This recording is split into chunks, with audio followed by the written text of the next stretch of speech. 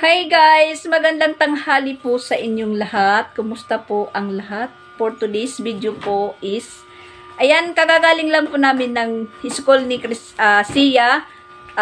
Nag-practice po sila sa UN. Tingnan nyo yung yung mukha ko kumikintab ng dahil sa pawis. Kasi sobrang init po. Napakainit sa labas. Tingnan nyo. Tas, nagpunta muna kami doon kila May Timang. Meron lang po kaming tiningnan doon na mga sandal ng bata para gamitin sa UN sa katabi ng tindahan ni May Timang. So ayan, nakabili po kami. Hindi na po ako magpupunta ng Danau na bumili. Ito binili na lang po namin dahil parang po siya, matibay kasi parang po siya, yung sapatos ba na Converse, yun po yung tila niya. Ukay-ukay, maganda. Mura lang. Tapos yung kay Chrislyn din, sandal din para sa nila. Ito, yung kay Chrislyn. Maganda po siya dun sa sa ukay-ukay na katabi ng tindahan ni May Timang dahil bagong lang daw, bagong dating at saka bagong bukas. Yan, tas bumili po kami ng ng saging baloy. Yun po yung ulam naming tanghali. Sobrang init po, sobra.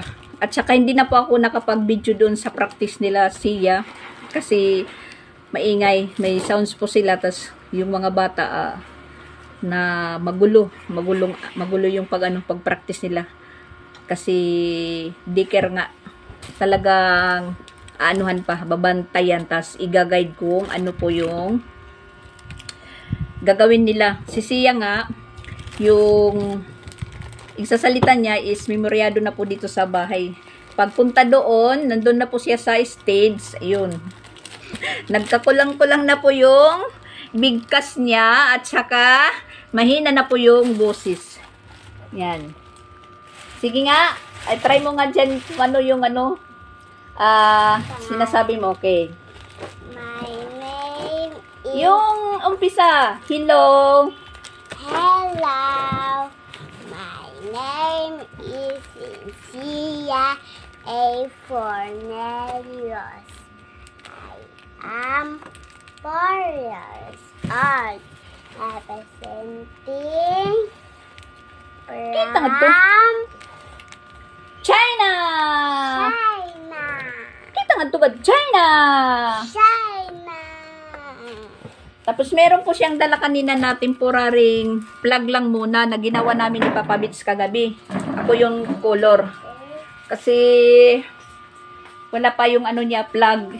Hindi pa dumating. Kasi nag-order yung niya, yung mama niya. Ito, temporary lang po na plug. Ginawa ni Papa Bits, drawing. Si Papa Bits yung nag-drawing. Tapos ako naman po yung nag-color. Yan. Siya lang po yung pinakamagandang temporary plug na may dala kanina. Yung iba wala. Kahapon po yung yung umpisa ng practice nila, pero hindi ko po siya pinapunta kahapon doon kasi medyo Malboroto po yung tiyan ni Sia at saka medyo basa-basa yung po niya. Kaya hindi ko lang muna pina-practice kahapon. Kanina na pina-practice ko. Tapos sa Lunes, practice na naman po nila. Alas 8 po yung nila. Imbis ng practice kanina, hindi po tayo nakapag-almusal, nakapagkapilan po tayo. Kaya ayan. Ano na po yung oras? Alas 12:20 na. Bumili na lang po kami muna ng lubid-lubid. At saka, saging na baloy. Dahil, mura lang yung kilo. 20.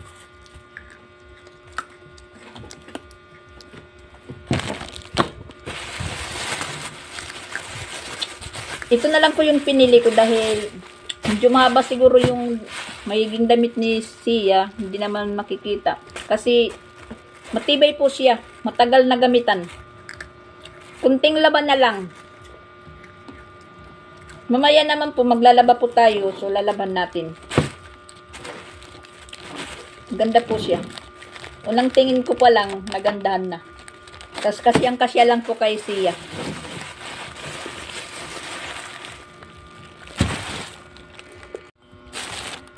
Kahapon napakatahimik po ng ano namin, paligid dahil wala po kaming internet. Walang gano'ng nagpapatugtog dahil yung iba gamit is Bluetooth.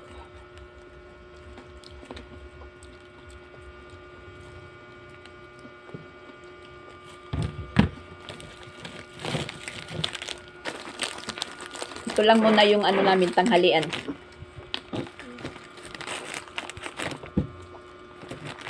Meron naman po akong na video part sa ano practice nila. Kunti lang nung hindi pa po nagpapasounds. Ngayon nga siguro ko parang wala na naman pong ano, wala na naman pong signal yung ano namin, wifi. Nako. Kasi parang nakita ko ano na naman, nag-chat na naman po yung ano, internet.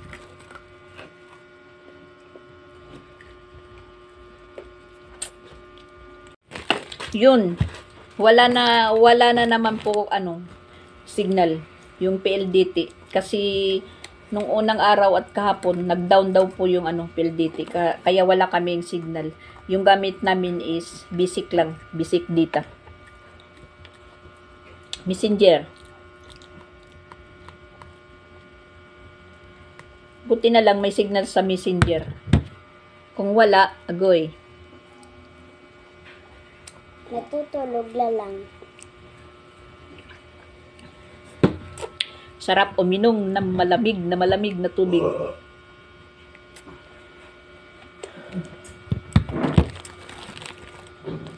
Hi guys! Magandang umaga ulit sa inyong lahat. Ayan, kumusta? Continue po tayo sa vlog natin kahapon dahil hindi natapos. So ayan, nagising na si Chrislyn at nag-uumpisa na po siyang mag-practice sa kanyang maiksing message para sa UN niya. Actually, November 4 yata yung ano nila, yung ganap. Yung kay Sia po is sa Martes na. So, bukas practice na naman. Ayan, yung binago po yung ano, yung bibigkasin or sasalitain ni Chrislyn sa harap ng madlang people. Binago po ng ano, ng Tito Jing niya dahil nandito si Jing at natutulog pa kasi yung ano po niya, yung lahi ng ire-represent yung Pilipinas. So, ang sinasalita niya is English. Sabi ni Tito Jing, huwag kang mag-English dahil Pilipinas yung ano mo. Kaya binago. Tinagalog. Mas nahirapan po si Chrislyn magbigkas ng Tagalog. Katulad ko, nahirapan magbigkas ng Tagalog kaysa sa pag-i-English. Kasi yun na po yung nakasanayan ni Chrislyn, memoryahin yung English. Kagabi binago ng Tito Jing niya na nagpapagood vibes naman sa mga tao pag yun po yung sinalita ni Chrislyn sa harap ng madlang people. Pagod vibes lang po, pagod vibes. Dapat hindi na lang po ako suwali. Nandyan na yan, dapat kung hindi na yan sumali. Meron ka na pong costume, hindi na, wala na pong atrasan yan. Sayang yung ano, yung effort ng mama mo. Dahil mama niya po yung prosigidong magpasali. Sabi nga niya, ipararanas po niya sa mga anak niya ngayon na hindi niya naranasan yung mga ganong mga activities na ganap sa eskwelahan nung nag-aaral pa sila. Dahil walang-wala po noon. Ngayon, mahal nga pero na a-afford naman nila. Bahala sila sa mga anak nila kung ano po yung pagpalasap ng hindi malalasap nung kabataan pa nila. Sige na, practice na. At yung kay siya din medyo mayroong ipinalit ni Jing. Kasi Chay naman po yung yung kay siya na lahi. Merong binago ni Jing na dalawang bibigkasin na salita ng China. Hello, viewers. Ayan, si Miss China. Si Miss China at si Miss Philippines. Hindi ano yung nila kagabi. Ehersisyo. Nagkakamali-mali. Sige na, anong bibigkasin mo? Bukas? Yan, Ni hao. My name is Sia A. Cornelius. I am 4 years old, representing from China. Shishi. Shishi. Diba? Sige. Ulit. Ulit. Sige. Ni hao, my name is Sia A. Cornelius. I am 4 years old, representing from China. Sus. Yan, nakakalimutan talaga. China.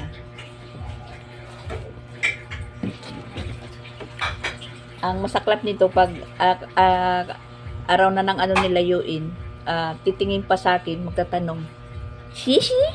Ni hao? Ganon. Pero kay Chrislyn, kalawang? Sapar? Agoy. Kailangan nandyan ako sa tabi nila. Mabuhay! Ako po si Chrislyn May A. Bornelius, 7 taong gulang.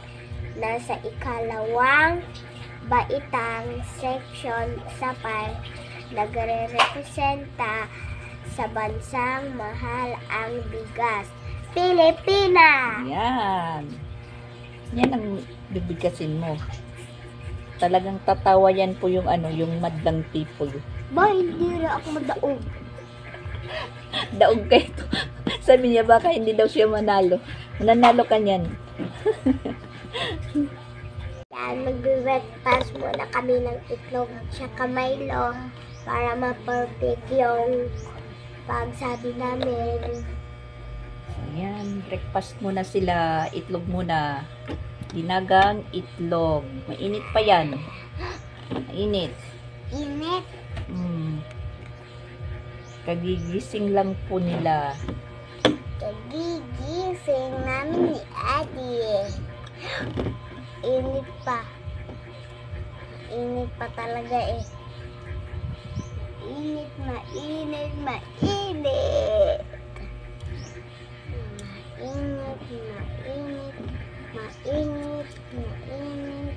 Hindi lang po namin linalakasan yung boses kasi natutulog po yung Tito Jing namin.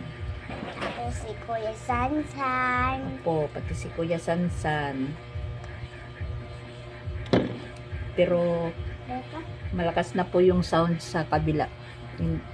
Pero hindi naman po yata narinig.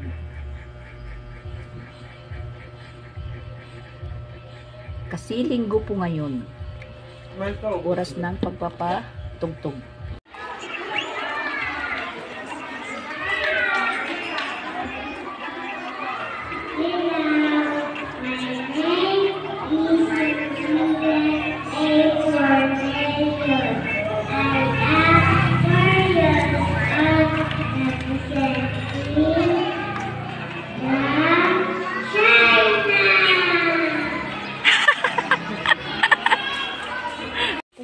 Hi guys! Magandang araw ulit. Hindi po tayo makatapos-tapos sa vlog natin dahil kahapon po nagla-vlog ko. Ni-stop ko kasi nagkaroon po ng pulong-pulong dito sa likod. Caucus sa sa mga kandidato. Malakas po yung sounds nila. Tapos meron naman po nagkakaraban papuntang bukid. May sound system at saka may banda. Mga iski. Kahapon naman yung mga konsel dito. Nangangampanya na po sila.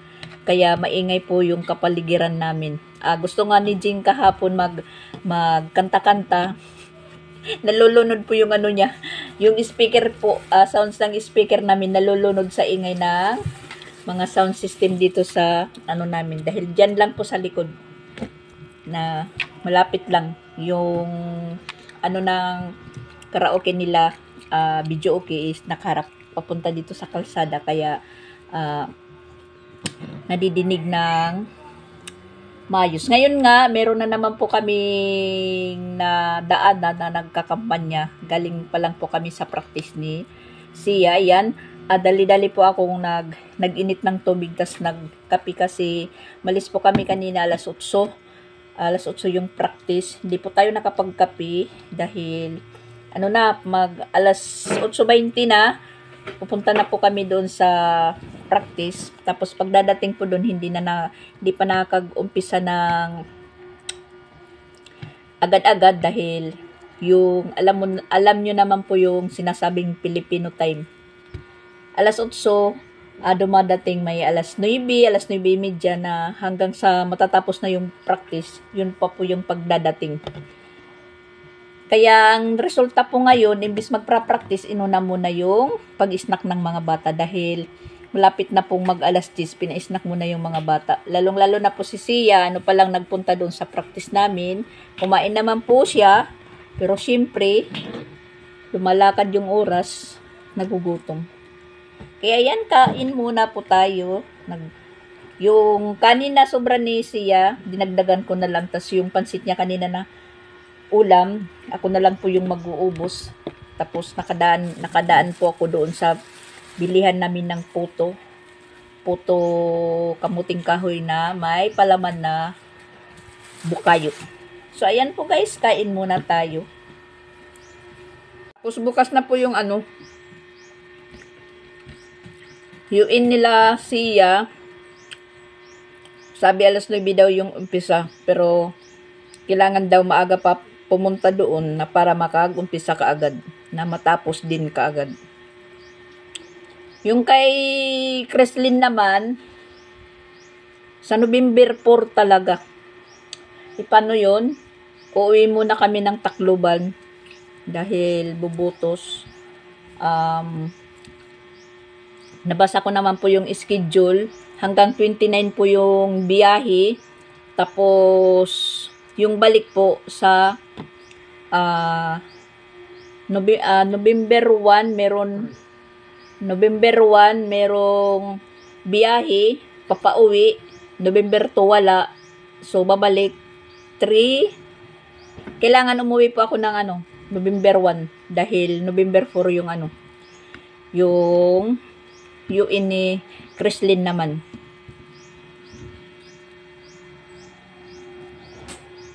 Madali lang po yung pag-uwi namin. Iwan ko kay Papa Bitch kung magpapaiwan siya doon sa Tacloban.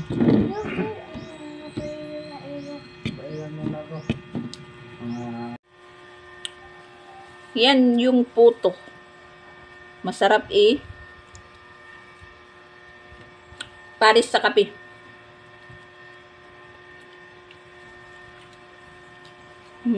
Miss China. Nakalimutan po niyang Nakalimutan po niya yung sisi. Pero Paghay nga ni Da. Paghay. hi mga guys. Ayun po tayo ng puto.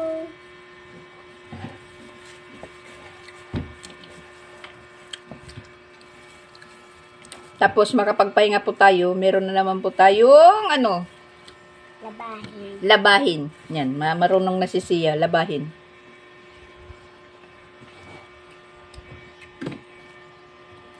Nakauwi si Jing kagabi mga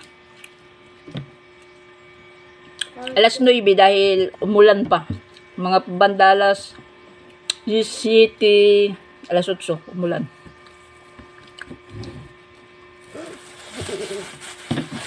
Tapos kailangan niya pong bumalik ng kagabi dahil first periodical po ngayong week. Siguro sila Chrislyn, yung kila Jing mga 26 or 27. Kaya hindi tayo talaga makakauwi ng maaga sa Tacloban. Dahil sila Chrislyn mag-i-exam pa. Si Sansan naman tapos na po yung exam nila. Pati si Sia, si Chrislyn ngayong week, yung exam nila, siguro baka 26 or 27 din.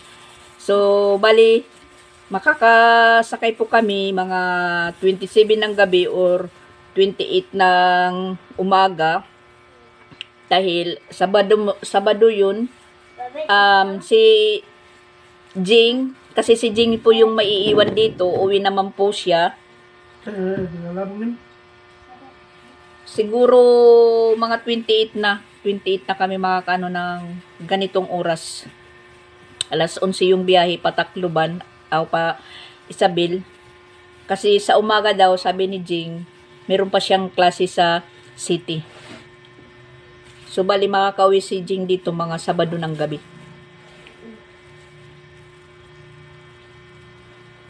Hindi po tayo makakilos-kilos dahil marami pong maraming maiiwan na walang magbabantay.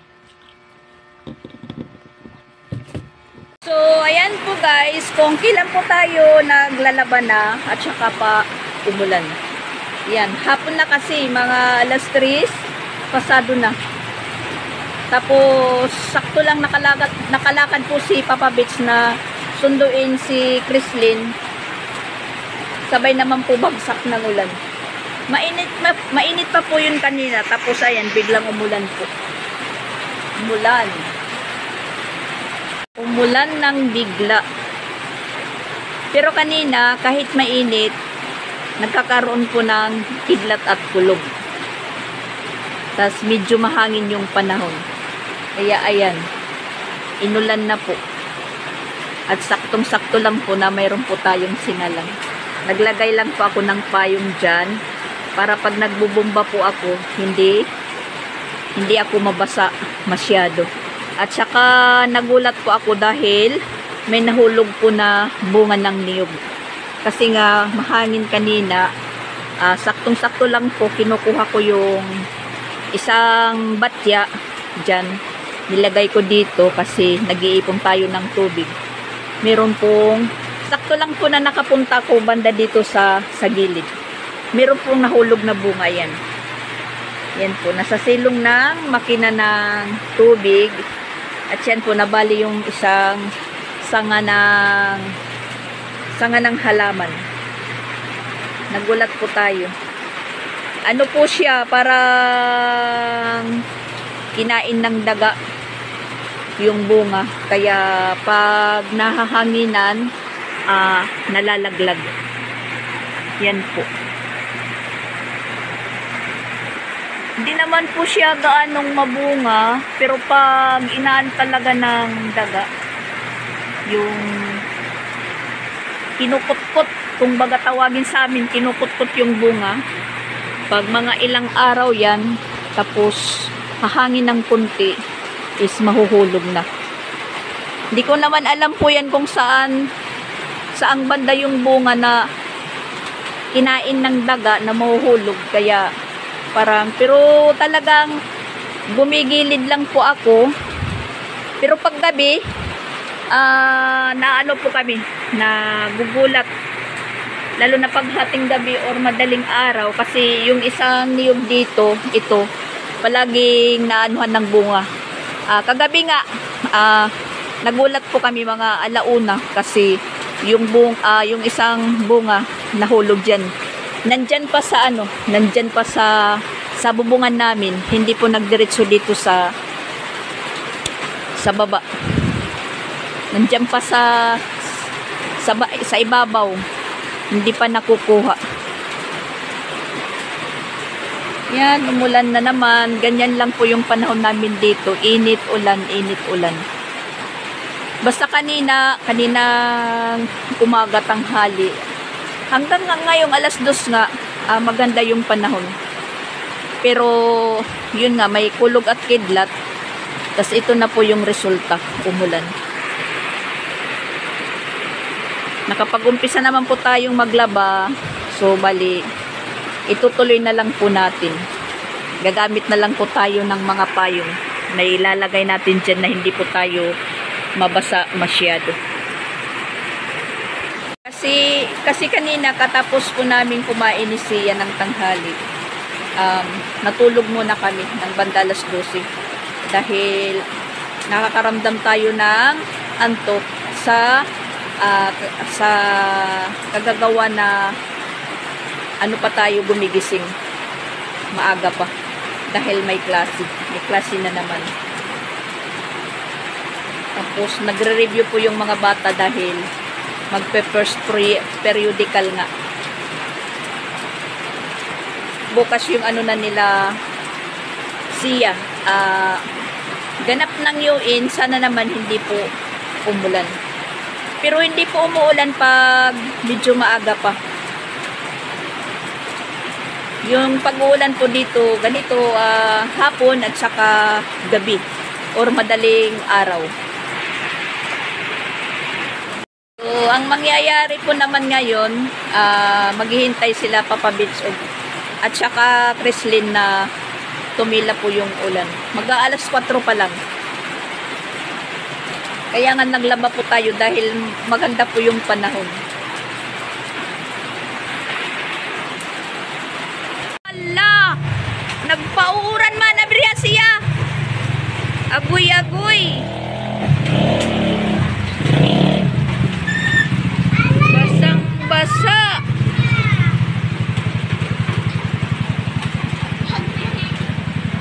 Nagpaulan lang sila. Ang bag? Pili. Pabili na school? Oo, may... Nayakan. Ino nayakan ibilin? May bag. Agoy. Mahagkot na. Pag sinilas, pamakarigo ka dayon. Didiya sakop, didiya si Erdali. Nagpaulan, pinaiwan po yung bag ng ano nila teacher. Sige, sakop na nga di. Sakop na la. Paginis, kuhati mo kuhan sapatos.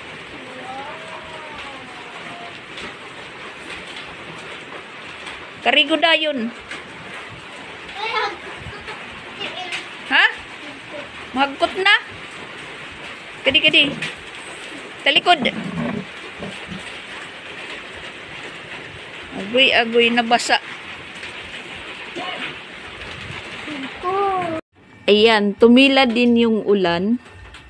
Parang hindi lang po umulan. Pero, nabasa si Creslin. Pero ayan, pinaligo ko na kaagad dahil baka lagnatin. Katulad ng kay Sia. Yan, naglalaro na si Sia. Ganito, kuan. Abito ning palitan ni mo balon? Creslin? Yan ang binili mo sa baon mo? Oo, pero ang sukli, palit ko yun. Ano nga sukli? Hindi. Ha? Ikaw, hilig ka yung baon mo dapat ibibili sa pagkain. Mga laro-laruan yung binibili mo. Anong kasama dyan sa binili mo? Oh, may nakain. Saka kasama dyan, wala. O, yan lang, laruan lang. May laruan, pero yung sukli, hindi. Yung sukli, kinain mo. Hindi. Binili ko ng candy. Kindi. Kaya yung ipin mo, lalong nasisira kasi kindi ka ng kindi pa rin. Magyuyuin ka. Para yung ngipin mong parang ngipin ng rabbit. Ako kay... Ikaw ano? Hindi. Nihaw? Hindi ako. Hindi. Hindi ako na... Hindi ka ano? ko. Ha? Ipin? Hindi ka ako. Hindi daw sira yung ipin niya. Gininaw si Chrislyn na yan. Gininaw at saka nagutom. Nakihati po siya sa kape ni Papa Beach. Yan na. Hindi lang po natin i-ano si Papa Beach dahil nabasa yung t-shirt niya. Nakahubad pa. Nagutom si Miss Philippines. Nagre-representa sa bansang mahal. Ang bigas. Mahal ang bigas. Miss China, ni hao, shishi.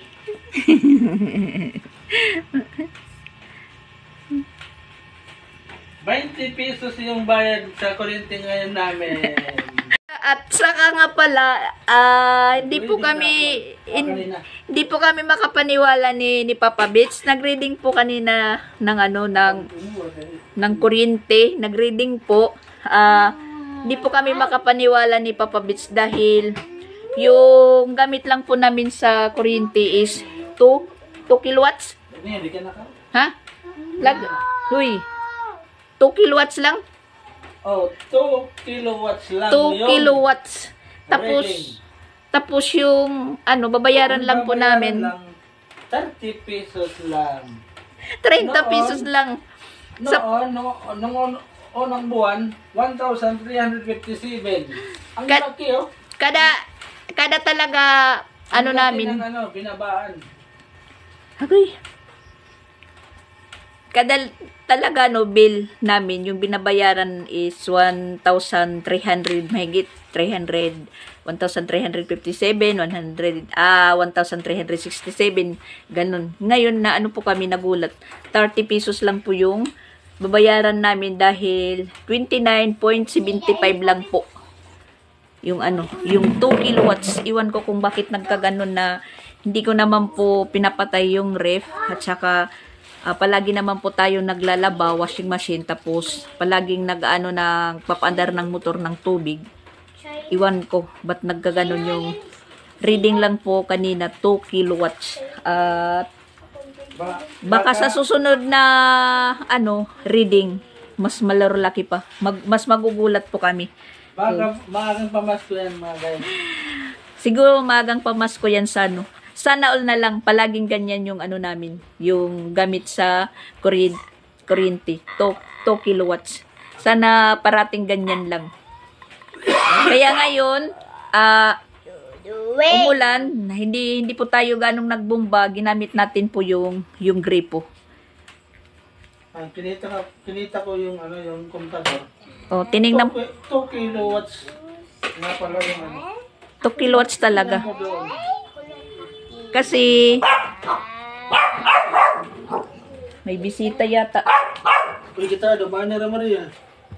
Nagbusin na.